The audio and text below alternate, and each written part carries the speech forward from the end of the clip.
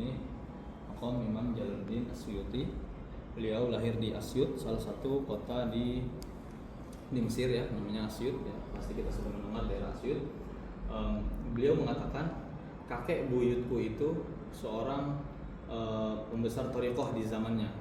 Ada juga kakek-kakekku, kata beliau mengatakan ada seorang pedagang dan juga bermacam-macam lah. Namun ketika beliau sedang lahir itu diceritakan bahwasanya bapaknya itu memang pengajar bidang agama pada saat itu. Di ceritanya sangat masyhur ya. Ketika waktu beliau ibunya sedang hamil Imam Suyuti, Imam Jalaluddin, saat itu bapaknya sedang ada di perpustakaan kitab-kitab bapaknya. Bapaknya minta tolong ke istrinya itu, ke ibunya Imam Jalaluddin Suyuti untuk ambilkan kitab di salah satu ujung maktabah di perpustakaan ujung itu. Ketika ibunya itu mau mengambil kitab itu, Imam Suyuti lahir di situ.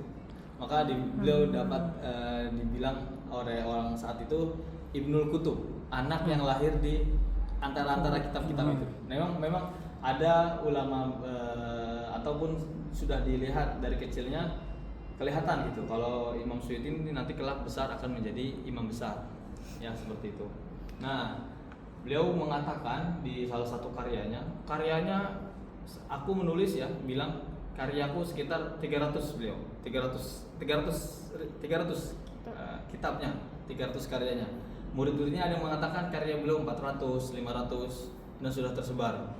Memang beliau ketika salah satunya ialah ketika Imam Jalaluddin Suyuti itu umroh atau haji, beliau minum air zam-zam itu dengan niat, ya Allah berikanlah saya ilmu hadis seluas ilmunya Imam Ibnu Hajar Al-Asqalani dalam bidang hadis, dan juga ya Allah berikanlah saya ilmu dalam bidang fikih seluas Imam Sirajuddin Al-Bulqini ya, dan Allah mengabulkan doanya.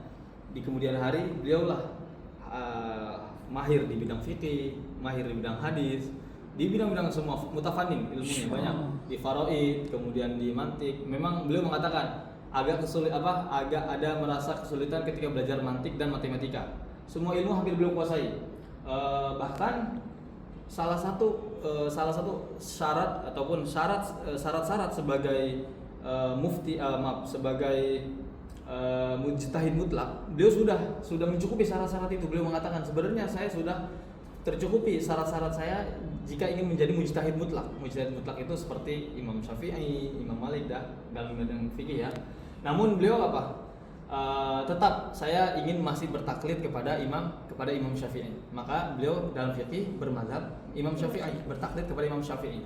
Beda dengan orang sekarang, zaman-zaman kita ini dengan mengatakan saya tidak perlu bermazhab, kita tidak perlu bertaklid kepada salah satu 4 imam mazhab fikih ya, sekelas Imam Jalaluddin As-Suyuti yang begitu sangat ilmunya luas ya. Beliau mengatakan saya sebenarnya sudah cocok, sudah pantas, dan syarat-syarat sebagai mujtahid mutlak itu saya sudah bisa.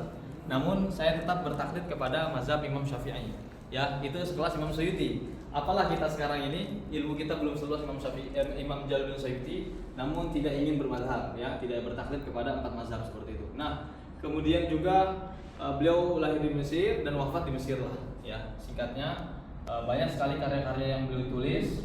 Nah, ya, salah satunya Husnul Muhadarah fi Tarikh Misr wal Qahirah ya, itu beliau jelaskan di situ. Banyaklah cerita kisah-kisahnya beliau dari masa kecilnya, terus sampai beliau menulis menjadi ulama besar. Di salah satu kitabnya Husnul Muhadarah fi Tarikh Misr wal Qahirah.